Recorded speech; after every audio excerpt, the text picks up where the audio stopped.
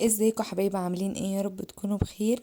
هنعمل النهارده مع بعض احلى ستريبس، وهنعمله كمان احلى من الجاهز، وهنخليه يطلع معانا باللون الذهبي الجميل ده بتتبيله جميله جدا.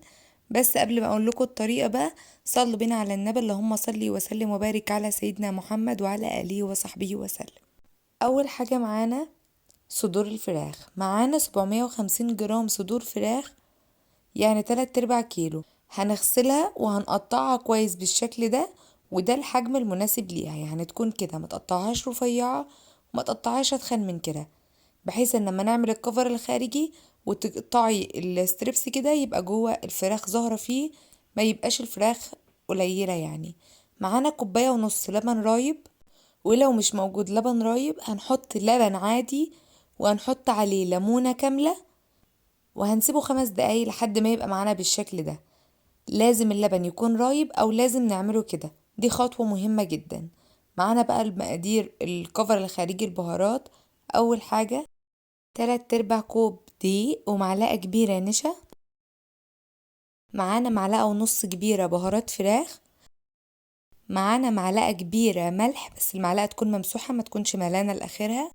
معلقة صغيرة بابريكا، معلقة صغيرة توم باودر، معلقة صغيرة بصل باودر، نص معلقة شطة، ربع معلقة فلفل، فص ثوم مهروس. والشطة ما تزوديش اكتر من نص معلقة لو انت بتحبها وسط، لو انت عايزة تكتري ده حسب الرغبة. بس هو كان نص معلقة، كانت المقادير كده كويسة، ما كانش حر وما كانش عادي. لو عايزة حر هتحطي معلقة وربع كده او معلقة ونص عشان يبقى سبايسي كده وحلو. البهارات دي بقى هنعمل بيها الكفر الخارجي، وهنعمل بيها خلطة الفراخ نفسها. اول حاجة هنجيب بولة كده وهننزل بكل المقادير اللي احنا قلناها دي: الدقيق والنشا وبهارات الفراخ والشطة والفلفل وثوم البودرة وبصل البودرة والثوم المهروس. هننزل عامة بكل المقادير اللي احنا قلناها والملح. بعد ما حطيناهم في بولة واحدة كده او في طبق واحد، هنقلبهم كويس بقى عشان كل المقادير تتلخبط كده مع بعض، عشان هناخد منها معلقة كبيرة وهنحطها على جنب عشان هنستخدمها في الكفر الخارجي بتاع الستريبس. فلازم تقلبي كل البهارات كويس عشان مثلا ما يبقاش بهارات الفراخ على جنب والبهارات التانية في جنب. فلازم كده كل البهارات تكون متلخبطة مع بعضها وكلها واحد. وما تكتريش البابريكا عشان ما تعملش معاكي وانت بتحمرها لون احمر كده. لازم تحطي الكمية على الفراخ اللي انا قلتها نفس الكمية اللي قلتها بالظبط. لو زودت عن كده وانت بتحمريها هتلاقي البابريكا عاملة لون احمر كده في الكفر الخارجي، ما هتطلعش معاكي زي الجاهزة. ودي غلطة انا غلطتها قبل كده وعشان كده بقولها لكم. بعد كده هنضيف 1.5 كوب حليب رايب، او الحليب اللي احنا حطينا عليه الليمونة زي ما قلت لكم. انا ما كانش عندي وقتها لبن رايب فعملت اللبن العادي وعصرت عليه ليمونة لحد ما عمل معايا نفس الشكل ده. بعد كده هنقلبهم كده كلهم مع بعض كويس لحد ما هيبقوا معانا بنفس السمك اللي هتشوفوه، مش تقيل كده مش خفيف، عشان برضو يمسك شوية على الستريبس وياخد كده ايه الطعم جوه الستريبس كده، عشان الفراخ تاخد طعم التتبيلة. بعد ما قلبناهم كده كويس ومعادش قطع بهارات او دقيق مكلكعة، كله كده اتخلط مع الحليب كويس. لو الفراخ فيها مية ولا حاجة هنصفيها، وبعد كده هننزل بقى في الخلطة اللي احنا عملناها وهنقلبها كويس لحد ما الفراخ كلها تتغطى بالتتبيلة اللي احنا عملناها دي. وهنسيبها في التلاجة من 2 ل3 لحد ما تشرب التتبيلة. بعد ما طلعت معانا في التلاجة الفراخ بالشكل ده، سيبناها ساعتين في التلاجة. معانا بقى كوباية كبيرة دقيق، ومعانا نص كوباية نشا، ومعلقة كبيرة بيكنج باودر. دي بقى احنا بنعمل الكفر الخارجي بتاع الستريبس. الدقيق بيبقى ضعف النشا، يعني نص كوباية نشا على كوباية دقيق، ولو كوبايتين دي بيبقى كوباية نشا، وهكذا حسب الكمية بقى اللي انت عاملاها يعني. هنحطهم كده مع بعض وهنخلطهم كلهم سوا علشان النشا والبيكنج باودر يختلطوا كده مع الدقيق، عشان هما دول اللي هيعملوا القرمشة. وهنضيف عليهم المعلقة الكبيرة البهارات اللي هي كانت مختلطة، اللي احنا طلعناها واحنا بنعمل الخلطة بتاعة الستريبس.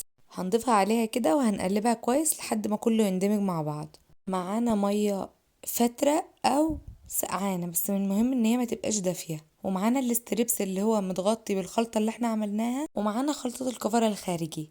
هنجيب الستريبس من الخلطة وهنحطه في الدقيق، وبعد كده هنحطه في المية وثواني وهنشيله على طول. يعني مش هتستني ومش هتطولي عليه، عشان برضو ايه الكفر اللي انت هتاخديه في الدقيق ما يروحش في المية. بعد ما حطيناه من الخلطة للدقيق هنحطه من الدقيق للمية، وبعد كده من المية للدقيق، ونرجع نرجعه من الدقيق للمية تاني ومن المية للدقيق. هننزله في المية مرتين بس، وفي الدقيق 3 مرات.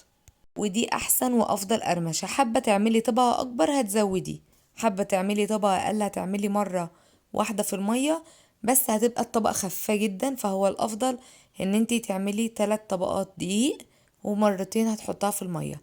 هي طبعا لما بتحط في المية بياخد برضو طبقة خفيفة، يعني الطبقة ما بتبقاش تخينة على الستريبس زي ما هتشوف في اخر الفيديو. وما شاء الله عشان الستريبس اخد من الخلطة والكفر الخارجي فيه خلطة اللي هي البهارات، كان الطعم بجد تاكلي الكفر الخارجي اكتر من الفراخ نفسها.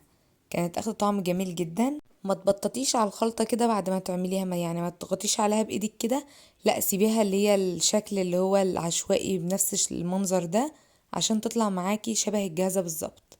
تنسوش لو عجبتكم الطريقة وعجبكم الفيديو تقولونا رأيكم في الكومنتات. ما تنسوش تعملوا لايك وشير للفيديو. ده كان الشكل النهائي بتاعنا للستريبس. ما شاء الله شكله جميل جدا. كل الحاجات اللي انتوا شايفينها دي هي اللي هتعمل الكفر الخارجي القرمشة. هنجيب حلة ونحط فيها زيت، وانا قلت حلة علشان نحط فيها زيت غزير، وكده كده انت هتستخدمي الزيت تاني يعني مفيش مشكلة. ما هنقلبوش بقى لحد ما نحس ان الكفر اللي هو من الجنب التاني نشف شوية معانا بنفس الشكل ده. هتلاحظوا احنا بنقلبه. لو عايزة تخزنيه في الفريزر هتاخديه بس تقليبة كده لحد ما الكفر الخارجي يجمد عليها زي بنفس الشكل اللي انتوا شايفينه ده.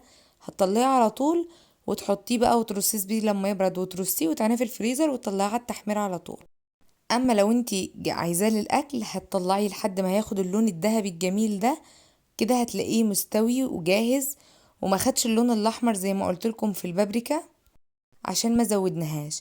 لو عملتيها بنفس الطريقه والمقادير المظبوطه هتدعيلي بجد على الطريقه الجميله دي، عشان مش اول مره اجربها لحد ما وصلت للطريقه المظبوطه. هتاكلي احلى ستريبس من اللي بتشتريه من بره. هتعملي بقى كل الكميه بنفس الشكل ده. يا رب يكون الطريقه عجبتكم. الطريقه سهله وجميله جدا وما بتاخدش اي وقت معاكي خالص. شوفوا ما شاء الله الستريبس اخد معانا اللون الذهبي الجميل ازاي، بجد شكله حلو قوي. وكفايه بس ان انت ضامنه الفراخ وعامله التتبيله بايديكي. شوفي كمان الفراخ شكلها من جوه عامل ازاي، جميله جدا ومستويه. والكفر ده كان كويس جدا، ما كانش ينفع ان احنا نكتر اكتر من كده ولا نقلل. ده الكفر الجميل جدا، هتلاقيه مقرمش معاكي خالص. ممكن بقى تاكلوه مع صوصات زي كده، او تاكلوه مع مكرونة، او تحطيه في بيتزا او اي حاجة انت حباها. رب يكون وصفة النهاردة عجبتكم، يا رب تكونوا استفدتوا معانا. ما تنسوش تعملوا لايك للفيديو واشتراك في القناة وتفعيل الجرس عشان يوصلكم كل جديد، وبألف هنا على قلبكم.